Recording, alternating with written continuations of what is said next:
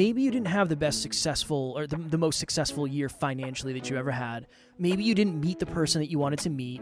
Maybe you're not in the best shape you've ever been. But if you really did work on you, and so much of it is invisible, and I bet you a bunch of it hasn't even bubbled to the surface yet, you probably had a way more successful year than you realize. Frustration leads to fascination, leads to transformation. That's what I say, and it sounds kind of fortune cookie. Frustration leads to fascination, leads to courage to actually express it, which then you can have a conversation of how to actually solve it. You're never going to solve a problem you're not frustrated enough to solve. Next Level Nation, welcome back to another episode of Next Level University, where we help you level up your life, your love, your health, and your wealth. Today, for episode number 1934, you'll be proud of us because we're actually doing something on the day we're supposed to be doing it. The top 3 lessons from 2024. So if you are listening to this on the day it goes live, that would be Wednesday, January 1st, 2025. And we figured we usually try to do episodes like this, but then we forget. So I think last year, our New Year content started on like the 3rd or 4th of January. This year, we're doing better.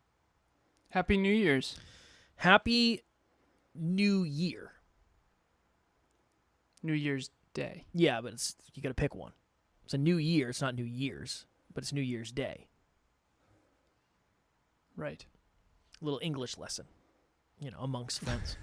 All right, so we didn't make a list. We said we were just going to kind of discuss it because that's really where this podcast started. It started from a place of just having deep conversations about stuff, and sometimes we come with lists and other times we don't, and I feel like, I don't know, sometimes the best conversations come from just freestyling it. So do you have one on the top of mind? Absolutely not. I do. No, you? I do. I do have one. Okay, you should start then. I will start. Do you remember, I believe it was last January, when I had shingles? Oh, yeah. You remember that? Yeah. That lesson for me was I am capable of handling a lot more pressure than I thought I was. I think the reason I got shingles is because of how stressed out I was. I don't think it was anything else. We had brought on a new client recently. I was doing a ton of the work myself. It was just mayhem. Oh, yeah. And I slept in the guest room for the entire time pretty much because I couldn't sleep. I was just so itchy and it was brutal. But I still tried to do the stuff that I had to do. We didn't miss episodes. It was interesting, to say the least. I remember, shout out to Amy on the team, she said shingles is not a joke. It sucked. He's in trouble. 0 to 10, bad with shingles.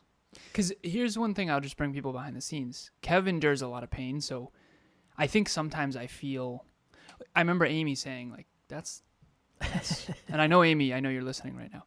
I remember her saying, like, I think he's underestimating how bad shingles is going to be.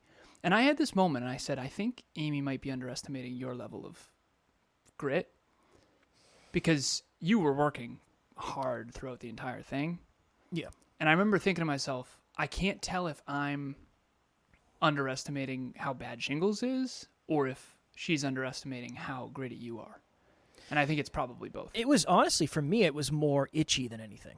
It wasn't, like, super painful. It was more this weird, like, internal itch that no matter what you didn't go away. And it would my biggest thing was I couldn't sleep. I would lay down at 10 o'clock and I would not go to bed until 2 or 3 in the morning almost every day. It was terrible. Oh, yeah, it was absolutely terrible. The pain, I don't remember the pain being too bad.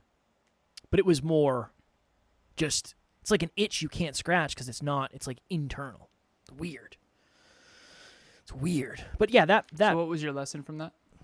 I can handle way more pressure than I thought I could. Today, it's weird because, again, business has grown a lot and we have way more clients than we've ever had across the business. And this week has been just crickets and WhatsApp all week because everybody's celebrating. And it reminds me of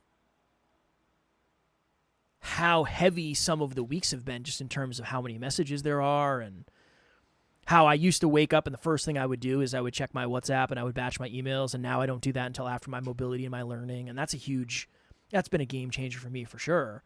I remember being in the gym and getting a message from a client and having to leave the gym to go fix the problem. And it was freaking terrible.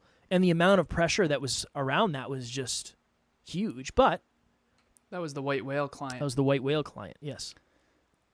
Yes. I'll provide some context. So for those of you who know Moby Dick, the famous novel, Kev's like, dude, can you imagine? And whenever something starts with can you imagine, you always got to be careful. And my first lesson with that would be what? When you go off of the fundamentals to try to chase a shiny object, it almost always doesn't work out. We learned a lot. Mm-hmm. Yeah. Sometimes you have to go off the path to learn what the path actually is. So there was actually a lot of good that came from that. But we overdid it for sure. When did it hit the point where you were like, I'm fucking this up? I don't know if it ever really did. Because for me, it was whatever. I'll say yes and then I'll figure it out, and it is what it is. So in the beginning, it was that. I mean, I was doing a lot of stuff. There was a lot of stuff. Every morning, I would get up at 5 and I would do, 5 to 7 businesses' social medias a day, 5 days a week. And then on Saturday, I would try to get ahead and prep content for next week. But I was spending 5 hours every day doing somebody else's social media, 5 days a week. I was probably spending 25 or 30 hours a week doing their social media, on top of 7 episodes and being on other podcasts and serving the other clients we have. Like, that was... But again, I'm not suggesting anybody does this, but in the beginning, you kind of have to eat... You just kind of eat dirt and figure it out, and eventually... Hopefully, eventually you realize, okay, I'm putting too much time into this. Let me go do something else. Okay. The first lesson for me is working smart, not hard, is not practical, because usually you don't work smart until after you work really hard. The reason why that white whale thing, that potential client of 16 businesses is what you were going for. And you were going to do the social media for 16 businesses. That was the plan. Right? Yep. That was the plan. And Kev's like, imagine. And I'm with you. Yeah, that would be awesome. You eating dirt, doing all of that, hard work, gritty work, wake up, do it. That created systems and structures that allowed us to actually become more effective and more efficient. And now we have a company called Next Level Social Media within our company, a department within our company, that is now running on some of the stuff that you built through that time. That sucked. I really genuinely hated my life for those months. It was terrible. I mean, it was terrible. Again, you don't really notice in the time, but when I look back, like, my life is so much better now in terms of just quality of life day to day. It was, I mean, that's why I got the shingles. That's one of the reasons for sure. Because I was under so much pressure. If it wasn't for that client, you don't think you would have? No. I don't think so. I can't imagine. I was just so stressed out. This was another lesson for me. I was excited when that client left. I was genuinely, I mean, we lost thousands of dollars a month when that client left. I told the team, like, I'm actually happy. Because the amount of stress and pressure that this is bringing is not worth the money. It's just not. I'm so focused. I have to be so focused on this, and I'm losing sleep over it. It's just not sustainable. It's not. Yeah, it's just not sustainable. And that's, if you said to me, Kev, you'll get to a point this year where you lose one of the biggest clients you've ever had, and you'll be excited about it, I would say there's no way that would ever happen. No way. So, again, whether you're watching or listening, maybe you're not an entrepreneur or a business owner, and maybe that piece doesn't apply directly to you. But if you are sacrificing one of your core values or your core beliefs for a core aspiration and something's in conflict, that is a very fast way to end up miserable. and then just not know why. It's like, well, I have everything I wanted. Why am I miserable? Because you don't have everything you wanted. You have a bunch of the things that you wanted at the detriment of something that you value deeply. And I made that mistake in my 20s. That's why I ended up as low as I did, because I traded in so much for money. And I think that's a pattern I have, right? We know that about me. I'm trying to grow the business. I'm trying to make more money for us. And sometimes I'll come with some wild ideas. But I think a lesson maybe that you don't recognize as much yet is telling the truth. You and I had a conversation today about traveling, and you gave me some truth. And I don't know, I think you've told a lot more. Does everybody appreciate it? I don't know. I think the right people appreciate it. But I feel like the truth is the fastest way to change, because if you're not aware, we can never be on the same page if you're not writing your actual truth on the page, and vice versa. So that's a lesson I've noticed in you that maybe you didn't notice for yourself. In 2024? Mm-hmm. I would say that's something that I've improved a lot, and I'm far more courageous in my truth. This is another one, too. So the first one is work smart, not hard, is paradoxical, because in order to work smart, you have to work hard first. That's number one. Number two would be, I just had it. It'll come back. It always does.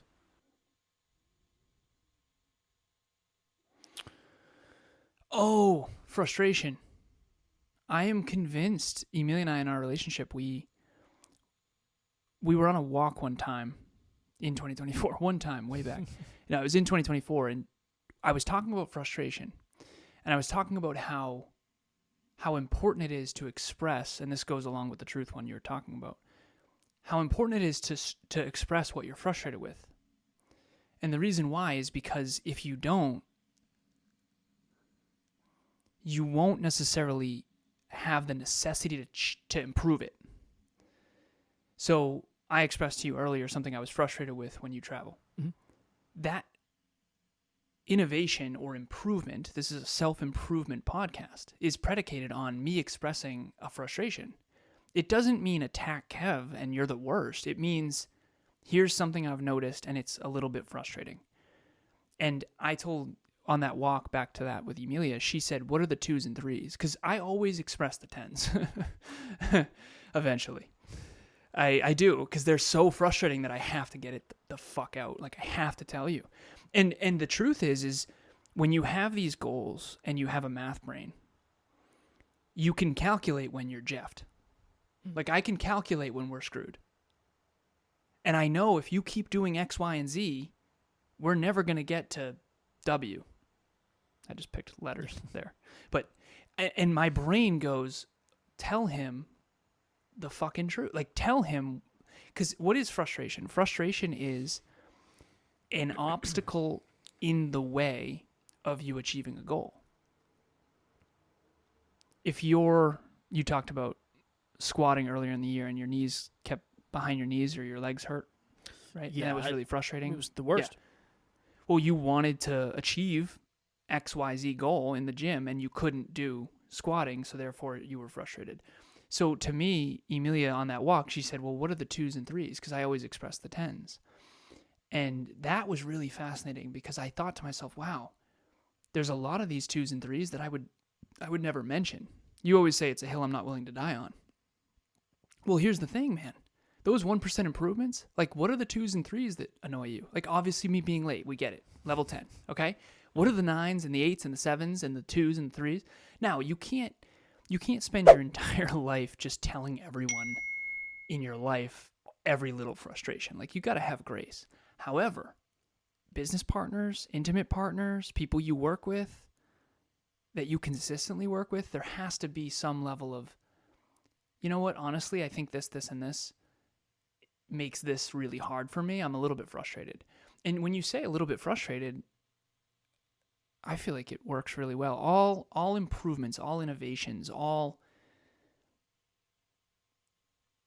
improvements, self or otherwise, or external processes, is, hey, I think this is annoying me. I feel frustrated that we're up against this and there's something off. There's something wrong. So I can calculate, okay, Kev is doing this thing and we're trying to get to this goal. And if he keeps acting that way, we're never going to get to the goal. I'm frustrated. Okay, I need to tell him that. Otherwise, he can't possibly change. And I think that takes tremendous courage. It's frustration leads to fascination, leads to transformation. That's what I say. And it sounds kind of fortune cookie. Frustration leads to fascination, leads to courage to actually express it, which then you can have a conversation of how to actually solve it. You're never gonna solve a problem you're not frustrated enough to solve. Makes sense. And I think the expressing your truth part is really hard. That's the thing. We can't, I don't know. I think it's nice to think that people can read our minds, and the people that really get us, it's like, well, they know more, but nobody really knows what you're thinking all the time. There's no way. Of course. Because I don't know what I'm thinking all the time. How can I expect anybody else to know what I'm thinking all the time?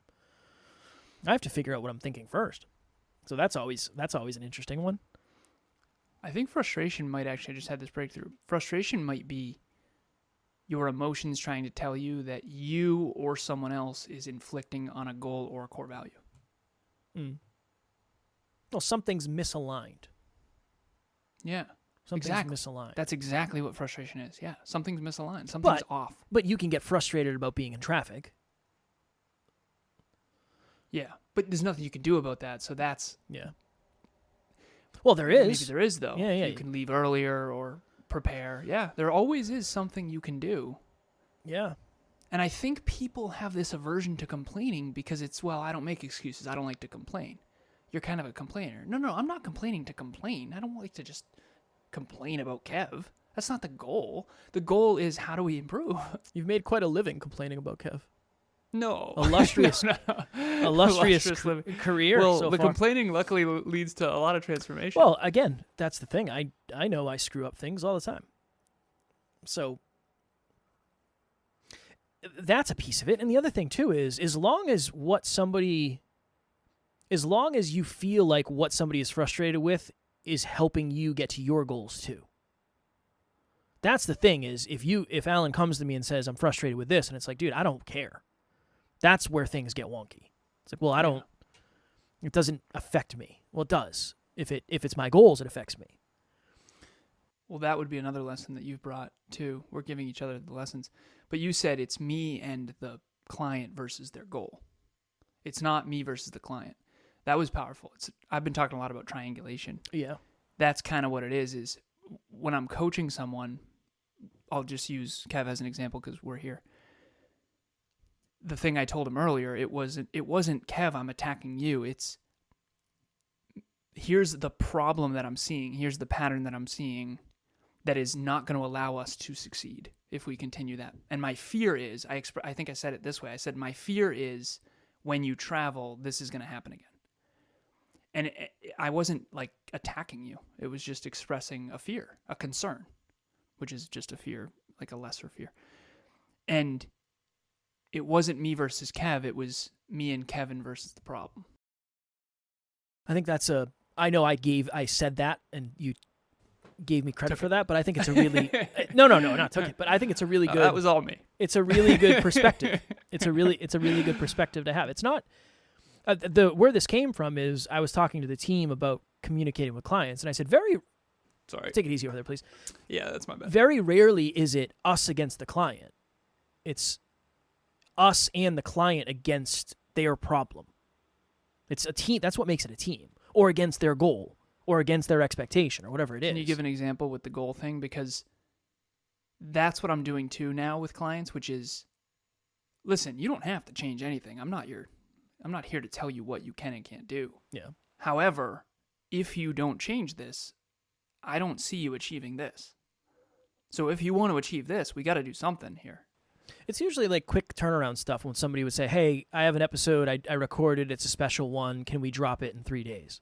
It's like, well, my fear is if we do that, we're going to have to shortcut a lot of stuff, and we're not going to have your social media content ready on time, and all the stuff that we've been smooth with up to this point, we're probably not going to be. Is that something you still want to do? That I'm just literally telling you it's not going to be as smooth as it usually is. Some people say yes, like, yeah, whatever, it's a special episode, don't worry about it. Well, you said earlier, it might not be up to the standard you're used to. Yeah. Or the standard that we've delivered on in the past. Well, what would old Kev do? Old Kev is new Kev still does oftentimes what old Kev will do, says yes and then tries to figure it out. But only if would you share it that way? I feel like old Kev would have just tried to do it and then kind of taken an L. I try instead to of say, hey, it might not be to the standard you want. Sometimes I'll say, well, it's all good. I'll just do it myself. Like if I know the team is busy and I don't want to put it on the team because I know they have other stuff going on, sometimes I'll just say, yeah, I have time. I'll do it tomorrow. So I'll make sure it gets done because I don't want to put that on the team. But it depends. Last week, somebody said, hey, I know this is a ridiculous turnaround and just say no if you can't do it. But this video is very timely. Is there any way we can get it out in 2 days? And every piece of me wanted to say, yep, I'll figure it out. And I was like, no, we can't. There's no way. I'd rather just push it. And they said, honestly, let me think about it based on the information. And then they went in a completely different direction. I was like, well, we didn't have to do that anyway. So it ended up working out nicely.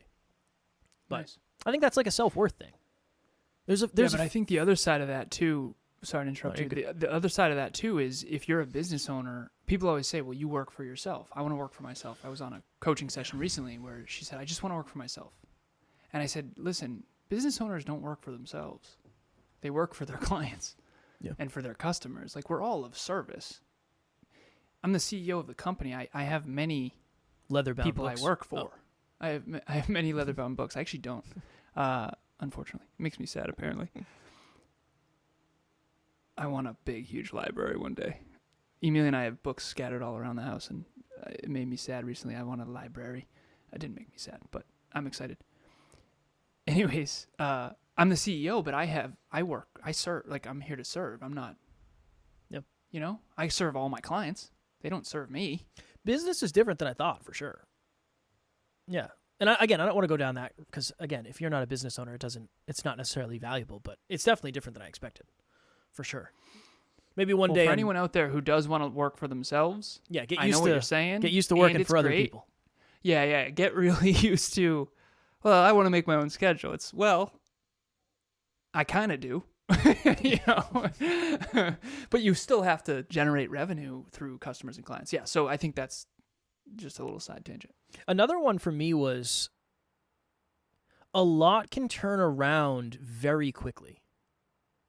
It's this weird thing where, and not just in money. What? What? There's a small part of me, again, well,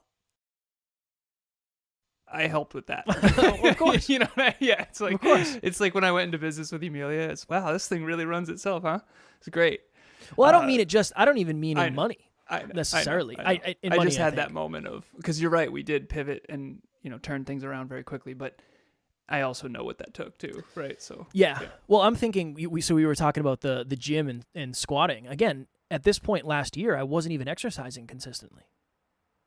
And now I'm back to very consistent in the gym, and I feel good. I'm squatting again. I'm lifting heavy. I just had a really good bulk. I'm ready to start dieting.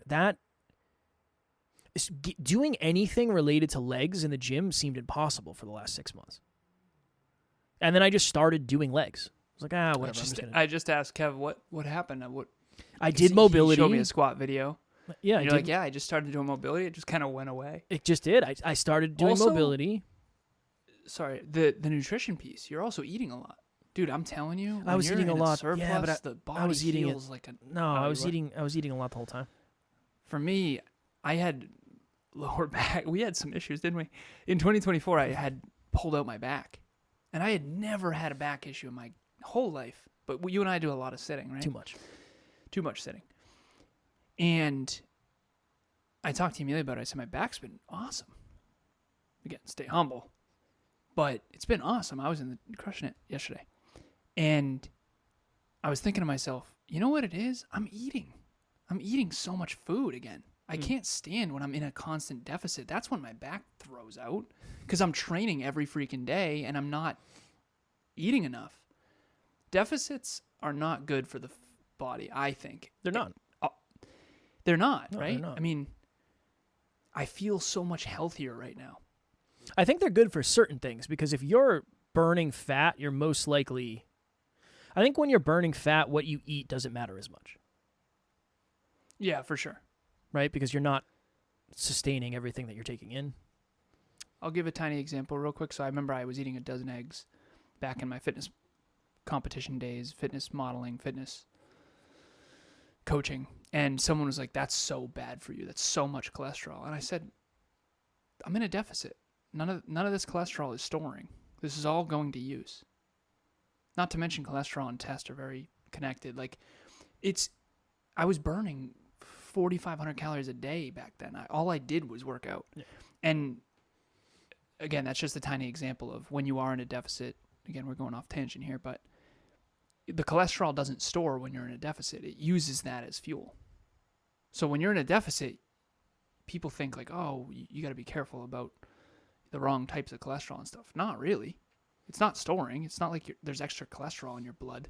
It's using all of that as fuel, right? So again, 50 trillion cells in your body. They all need a lot of cells. Nutrients. When you're in a deficit for too long and they all go without, not only does your brain not work as well, but your whole body doesn't heal as well. Yep. Like surplus is great, but you can overdo that, obviously, if you're overweight or that kind of thing. So, well, you can overdo both. Doing a bodybuilding show, you're overdoing the deficit for sure. If you're cutting, for sure. So the point that I was making with that is it seemed impossible for me to go to the gym and do legs. I didn't think that was going to happen. And then I started doing mobility and taking it a little bit more seriously. It's not like I wasn't doing it. I was doing it. It's not. I'm not saying that the reason this happened was because I wasn't doing mobility, because I was. And then I kind of changed the way I sleep. I used to sleep with like one of my legs kind of curled up, and I don't do that anymore. I think that's a piece of it. Nice. So I just tried to figure out like what has become normal and how do I try to change that normal. But it was like that in business. Again, it's really easy to feel like the things that you're doing aren't working, and then all of a sudden everything feels like it is working. It's not. Nothing changed. You probably did the same thing. It just, you turned the corner. It's not necessarily anything you did. You just maybe did it for long enough, or you did it in the right way, the right time. It's weird. When you look back on a year, it's easy to see mistakes and it's easy to see wins that you don't see in the process of making them. Because it just seems like, well, today's Wednesday and yesterday was Tuesday. But when you look back, you kind of have a 30,000-foot view of how the year went. And I think I have the best 30,000-foot view I've ever had. Just because the year went by so fast and it went by so slow at the same time. It felt like it was dragging, but also felt like, I can't believe it's the end of the year already, which is wild. And there's so many lessons, but I also probably forgot so many things. It's weird. It's a weird thing. But I think holistically, this is probably the most successful year I've ever had, I would say. For sure. Holistically. Same. That feels good. Next Level Nation, what is happening? If you've thought to yourself, I want to try coaching, but you don't really know where to start, group coaching would be a wonderful place for you. That's really why we created it in the first place. We start a new round every 90 days. So if you're hearing this, go to the website, nextleveluniverse.com, and we have the landing page where you can actually hold your spot right now. Even if there's a group going on right now, you can still lock your spot for the next one. The biggest thing that we've seen is as we get closer and closer to the date, unfortunately, some people end up missing. The group fills up and they can't do it, and then they end up regretting that. So please head over to the website. The link will be in the show notes, and we would love to see you there. 2024 was holistically the most challenging year by choice I've ever had. Mm-hmm. Goal-oriented challenge. I've had harder years that were outside my control, but this was the hardest career by choice trying to achieve your goals year. There was something that I really wanted to say earlier that I think was super important. We also need your third lesson. I believe you were only 2 lessons in. I think that's going to bring it. What were you talking about before this? So many things. Legs, things turning around, 30,000-foot view, wins, losses, reflection. Oh, got it. The best metaphor I've ever heard for things turning around, and you mentioning how it takes a while sometimes for them to, you might be doing the same thing over, and all of a sudden it starts to turn the other way, I guess, for lack of better phrasing. It's like the Titanic. It takes a while to turn that thing, apparently, based on the film. How dare you? What'd you say? I said, how dare you? Why? Too soon. I'm kidding. Oh, okay. That happened. Like what? It happened 100, What? 110 years ago, 112 years ago. It's been a long time. It's either way. I was playful with the film. But okay, so the best metaphor is an ice cube on the counter, and it's 28 degrees, and then 29, and then 30, and then 31, and then 32, and the ice cube doesn't start to melt until 33. This is in Atomic Habits by James Clear. It's a really good metaphor for when you start doing something, the room is heating, but there's nothing happening to the ice cube yet. And it's not the turn from 32 to 33 that made the difference. It's all of the accumulated potential that then unlocked it. And then all of a sudden something started happening. What would be my third lesson? 2024. So the first one was smarter versus harder, and how you need to work hard in order to work smart. The second one was frustration is actually a good thing if you handle it well. And expressing frustration is the first step to improvement. What are you frustrated with about yourself? I keep skipping the gym. Okay, well, why? Let's get curious. And then the third one,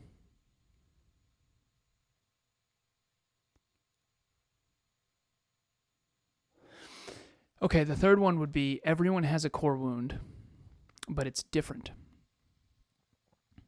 Everyone's afraid, but they're afraid of different things. And everyone is unintentionally triggering everyone else. That's become very interesting. On book club, it's become sort of a think tank. So shout out to anyone in book club. I think we had like 13 people last time, and we've been talking about fears.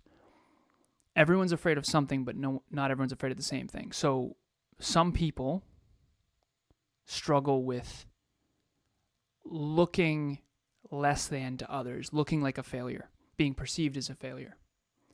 Other people struggle with, I'll give an example. So on the last episode, I talked about how amazed I was and how I was celebrating Emilia for having a 6-figure business. And I was celebrating her, and I had to go downstairs after that, and I had to say, sweetheart, I'm sorry. I got caught up in the moment, and I wanted to celebrate you, and I'm so proud of you, and I didn't realize that you might not have wanted me to share that. And she listened to the episode, and we're good. Like, she said, no, it's okay. I appreciate it.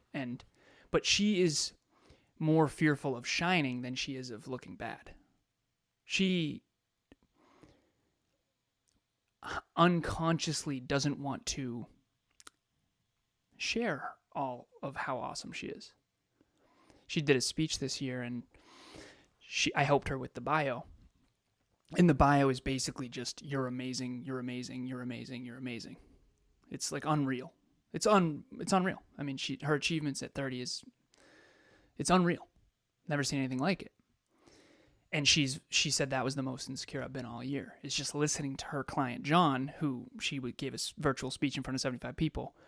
I think it was actually 150. I think it was supposed to be 75, but it was more than that. And the bio was an introduction, and he was supposed to read the little one that she catered to make it kind of impressive, but not too impressive. And he read the big one. And it was all of her accolades. And she said that was the most uncomfortable I think I've ever been. And I've been working with her on this, and I understand too, because even on the last episode, I had a really hard time sharing my straight A's and President Bush and all that. It's really scary for some people to stand out. And it's really scary for other people to feel less than. And there's some people who are afraid of success, some people who are afraid of failure, and they trigger each other. Because if you're insecure about being less than, and I'm insecure about being more than, you might puff up to pretend you're better than you are, and I might dim down to pretend I'm worse than I am. And then that might manufacture an inauthentic relationship. And then eventually the truth's going to come out, and it's just going to hurt everybody. So everybody's hurting each other unintentionally. It's really, that's become very clear, especially in the relationship talks coaching. I mean, the yin and yang of that is almost always the case. And they're just hurting each other without meaning to, because they have different core wounds and different deep fears. Yeah. Isn't it? It sounds like such an obvious thing for a podcast that has almost 2,000 episodes on self-improvement, that what you're afraid of today is most likely the thing that you've been afraid of your entire life, or the thing that has affected you the most your entire life. And then it's almost like, well, it affected me in the past, so if I avoid it and keep avoiding it, it'll never affect me again. But actually, it'll affect you forever if you keep avoiding it. Yeah. It seems so obvious when you put it that way, but when you're in it, it's like one of those things that seems impossible. It's like, well, this is my deepest fear. Can you give a practical example? Yeah. Let's say I'll use myself. Let's say I go up to a group of girls when I'm young, and I say, hey, I think you're beautiful. I'd love to get your number. And then one of them says, oh, I would never date someone like you. You're short. So that is just going to be my cycle for the rest of my life. Well, nobody would ever want to date me because I'm short. And then I'm never going to find someone. And then if I do ever find someone, I'll find a way to sabotage it because I don't think I'm good enough because I'm shorter than that person. And that becomes your thing. That becomes your self-fulfilling prophecy, unfortunately. If you are somebody out there who every time you shined growing up, you were good at sports, you were good in school, you knew words other people didn't know, and every time you would unintentionally flex, I mean, flex probably isn't the best word, but you would unintentionally shine, you got pulled down. Now you think shining is bad and not shining is good. So maybe you're afraid of success. If you got left behind, if you weren't smart, if you didn't feel smart enough, if you didn't feel good enough, if you didn't feel enough, you probably won't put yourself out there because you don't feel like you're capable of succeeding there. So you'll play small, even though you need to play a little bit bigger in order to get self-belief and self-worth. It's that. It's just the thing that harmed you the most is now the thing that you avoid, but you got the negative side of the thing that harmed you. There's a positive side too. You just need to be willing to look at the negative side in order to actually get the positive side. And there's no positive without negative in anything. That's so obvious now. Yeah. Like, I remember one time Emilia said something on the Conscious Couples podcast, and I had the moment. I was like, ooh, you're too attractive to say that. You can't say that. You're too hot. And I think so. She's gorgeous. But, like, no one can be okay with you saying that in a way. And I don't know if I'm explaining this well, but I realize that I unintentionally do that all the time.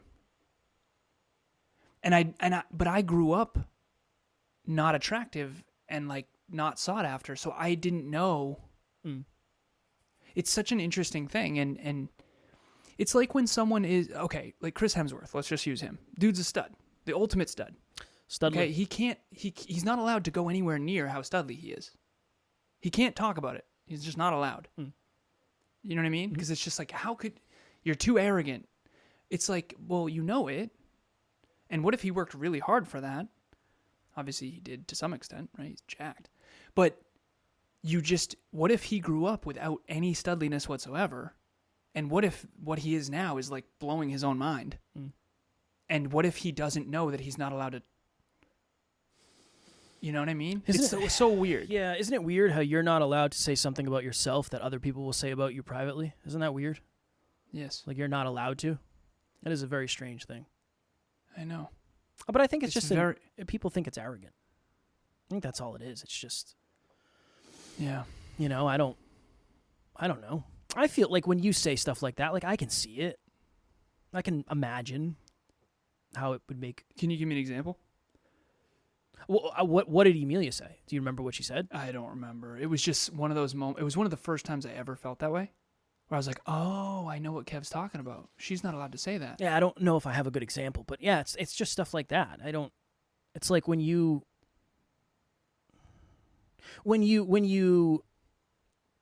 talk negatively about something that would seem so positive to somebody who would trade places with it because they don't know the downside. Give me an example. If you ever complain about being tall, like, dude, fuck you. But not really. But I could see how somebody would say, oh, yeah, it must be so hard. Yeah, it must be so hard to be tall. I used to say this way back. I used to say the loneliest girl in the bar is the most attractive one. I never would have believed that until you and I interviewed and became friends, and we had some acquaintances that were very attractive humans, like statistically, cheerleaders for professional sporting teams and all that, and most of them were wildly insecure. And again, I'm not making that wrong. Again, I think it's this. I was gonna do a post about this. I was thinking about this last night. Some of the things that I have been called an expert in the most are the things that I have the most self-doubt in.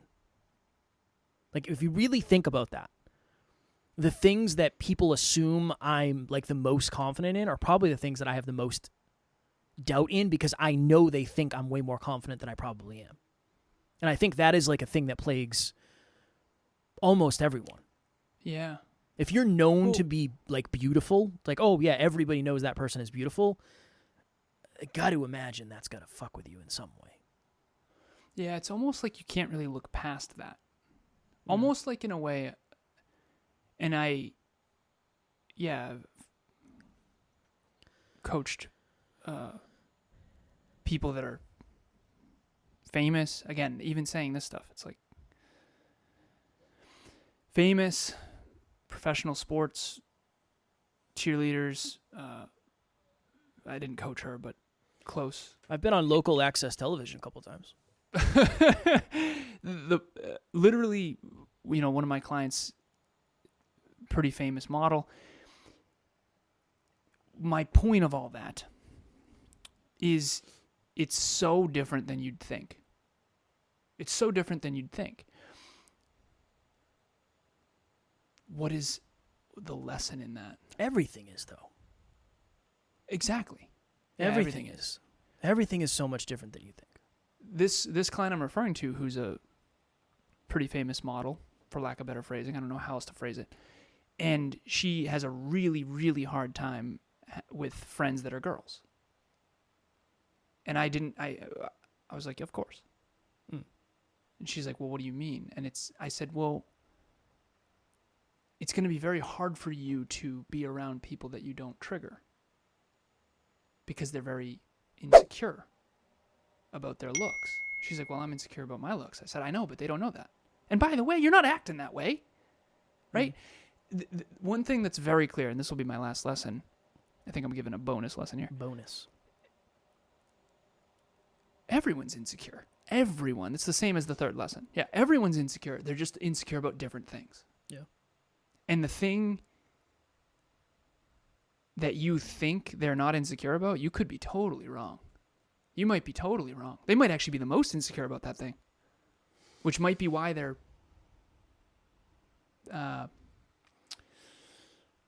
flexing or flaunting or whatever. The point is everyone's insecure. Everyone. It's just to what degree and about what. Yeah, one of the best ways to camouflage insecurity is to pretend you're confident about it. It's like one of the best ways because who's going to call you out on it? It's like the opposite of imposter syndrome is you just like fake it, kind of. But you're always waiting for the other shoe to drop. And isn't that how you end up getting imposter syndrome? Because you feel like you're not but I think actually it. You try to convince yourself that you don't. That's a big lesson for me. The one of the biggest lessons is everything is different than it seems. I just feel like, I don't know, maybe people don't tell you what's different. I don't know. But I feel like so many things are different than everything I experience today is way different than I thought it was going to be. Some things way better, other things not as ideal, and then some things just different. Not better, worse, positive, negative. It's just different than I expected. But I think that's important. Because again, nothing that happened this year fixed me other than doing the work that I didn't want to do. We made more money. Cool. Awesome. Great. Cool. It's great for the bank account. Good for the business. It's not going to fix me. Big clients. Cool. Big opportunities. Awesome. Great. Didn't fix anything. If anything, I think it highlights the stuff that you haven't looked at yet. So that would be like the big lesson and the big takeaway for me is maybe you didn't have the best successful or the most successful year financially that you ever had. Maybe you didn't meet the person that you wanted to meet. Maybe you're not in the best shape you've ever been. But if you really did work on you, and so much of it is invisible, and I bet you a bunch of it hasn't even bubbled to the surface yet, you probably had a way more successful year than you realize. Just like maybe you made the most money you've ever made, maybe you found someone you think is your dream partner, maybe you're in the best shape of your life, but you didn't work on yourself at all. I find it very hard to believe you would accomplish all those if you didn't work on yourself, but you can, but it's not sustainable. Yeah, and or it's not who you really are. Yeah, it's not true self. I said this to a client earlier, and I forget the context of the conversation, but it was talking about the episode we did yesterday where I was talking about corporate and all that stuff. And I said I could have been externally successful for sure without working on my core wound, my core insecurities, all that stuff, but I would have had to I couldn't have done it and be fulfilled. If you want to be successful externally and fulfilled internally, you have to work on your actual insecurities because that's the only way you can be truly who you are. We were talking in book club about sincerity and authenticity. And two of the members of book club have been in book club for a long time, probably years at this point. And I said, I was true or false, I was a little less authentic back then. I was less engineer. I was hiding it unconsciously. And they said, oh, for sure. And I said, why didn't you dislike me? Because they can't stand inauthentic people. And they said, sincerity. So sincere. Like your desire and intentions to help, it just shines through any inauthenticness, if that's a word. And I said, oh, interesting. I would identify as sincere as hell, for sure. That doesn't mean that I'm fully authentic. Fully authentic means I'm fully in all of who I am. And I think that scares the hell out of me. But I would say my sincere interest to help people grow, I mean, holy shit. For sure. That's 10 out of 10. And so the point of this for anyone out there watching or listening is until you work on your insecurities, you're not going to be able to be fully authentic, even if you are sincerely trying. And I feel like I'm more authentic than I've ever been. And I also feel like that's been really wonderful in many ways and also really hard in others because I feel very misunderstood by many people, unfortunately. Well, and this is hard too. It's hard to do an episode every day when you're growing, and the person I am today is not the person I was a year ago. That's just the truth. For better or for worse, I believe it's for better because that's the work that I'm doing and directing it towards. But it doesn't mean everybody will think it's better. That's the hard part. That's really challenging. Do you think they do? I think it depends on the person. Again, I was writing a song the other day, and one of the second verses, I started with, I wonder what the old me would think of the new me.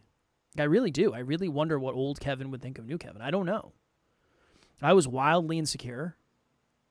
I felt not good enough, not smart enough. I don't know. I don't know if he would like me. I genuinely don't know.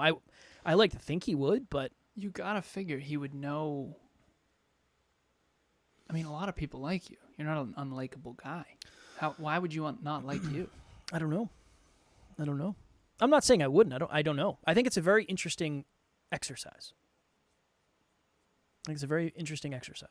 Because if so, why? If not, why? And then maybe we'll save that for a different episode. We could do a full episode on that. That would be fire. All right. Would old you like new you? What would old you look up to new you? Yeah. What would old you? What would old you think of new you? That's fire. And then what does new you think of old you? We'll do it. We'll do that. We'll do that for an episode. All right.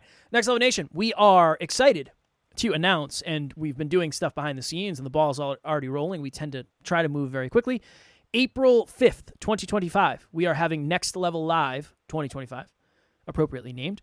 This is going to be the first year where we do a totally virtual event. So we're not selling in-person tickets. We are going to rent out a room, and it's going to be myself, Alan, and Amy, and we are going to live stream the entire thing like we did last year, except there's going to be no in-person audience. So do I know what we're talking about yet? No. Do I know the exact time frame? It's going to be the 5th. I believe it's going to be from 10 a.m. until 4 or 4:30 p.m. There will be a replay, so we're going to record the entire thing for anybody who can't make it for the live one, or say you come to the live one and you have to skedaddle out. We'll make sure that everybody who signs up can get a replay of it. Super excited. It's going to be weird because it's totally virtual. We're flying Amy in, so that's going to be wonderful. But, yeah, there's nothing you can do yet. You can't purchase tickets or anything. We'll have the website up and running in the next week or two, depending on how long it takes. But I just wanted to throw it out there. That way we have awareness. But a totally virtual event anywhere in the world, no matter where you are. It's going to be through Zoom. So, yeah, I'm excited. Very excited for this. Level up your life, love, health, and wealth. And it's going to be, like he said, a full day. And it's going to be, for those of you who went last year, it will be that, but significantly improved, as we obviously have grown a ton since then. It's going to be everything Kevin and I have learned, the very best of what we've learned, condensed into a tangible, implementable, digestible, full day of transformation. And I think it'll be a condensation of everything we've learned over the last 8 years into the very best of it. And there's no way you don't leave that day floating, going, holy crap, I'm going to create a bigger, better, brighter future. And I really do believe, and I know the people who went to Next Level Live last year, both in person and virtually, felt that way. So, and it's going to be super affordable as well. So we'll let you all know that when the website's ready. Yes, it's going to be 47 biscuits. 47 United States of America biscuits. Is the price. $47 is what we're going hungry. with. I am hungry as well. I'm going to have turkey kielbasa and rice tonight. Nice. I actually don't know. Diet is starts tonight. doing the stuff today. Before we go, yes. Group coaching is launching January 7th, Tuesday, January 7th. So the website is up. Click the link in the show notes if you're a podcaster. This is going to be level up yourself, level up your podcast, level up your business. It's going to be all the self-improvement stuff. It's going to be how to create a brand, how to create a community, how to create a podcast, how to start, grow, scale, monetize your podcast, and then build a real brand and a real business underneath that where you generate actual revenue. Everything, soup to nuts. Yes, I said that, Kev. Soup to nuts. I still don't from the understand. beginning to the end of how to level up yourself, your podcast, and your business, and grow a community online of like-minded people, passion, purpose, profit, you name it.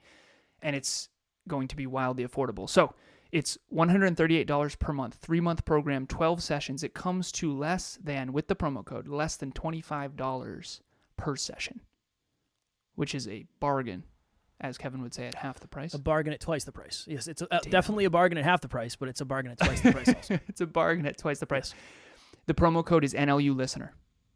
All one word, capital or not. It will bring it to 97 biscuits. 96 biscuits and 60 mini biscuits. $96.60 is what it'll be. Times 3 months. But again, I was talking to Amy today, and we were talking about group coaching, and I don't know any other place where you're going to get $25. You're going to get a call for $25 with the amount of value that we're going to pour in. So, yeah, there's no way. So if you're interested, we'll have the link in the show notes for that. We appreciate it. If you're not subscribed and you want to subscribe, please do. It helps us help more people, and maybe it'll be a gentle kick in the butt next time you wake up and you don't want to do your 20 minutes of self-improvement, but you get a little notification that says NLU just dropped another episode. So we would appreciate that. Mostly it helps us help more people because it helps us grow. And when we grow, we can help other people grow. So we appreciate you for helping us grow. As always, we love you. Excuse me. We appreciate you. Grateful for each and every one of you. And at NLU, we do not have fans. We have family. We will talk to you all tomorrow. Stay focused. Next Level Nation.